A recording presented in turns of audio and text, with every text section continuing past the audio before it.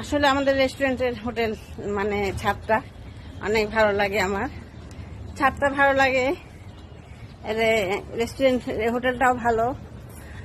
মানে খুব সন্ধ্যার পর থেকে গান হয় এখানে, তো ছেলে মেয়ে মিলে আমরা এখানে এসে বসে, এই যে অডিটোরিয়ামটা, এখানে গান হয়, তো এখানে বসে আমরা দেখি, গান শুনি।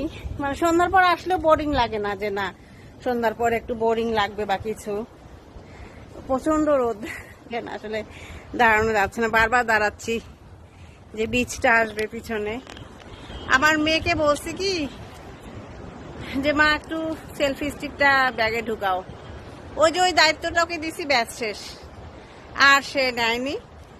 এই জন্য এই কসরত মসরত করে ভিডিওটা করা লাগতেছে। তো কিছু মনে করবেন না, সবাই একটু কষ্ট করে দেখবেন।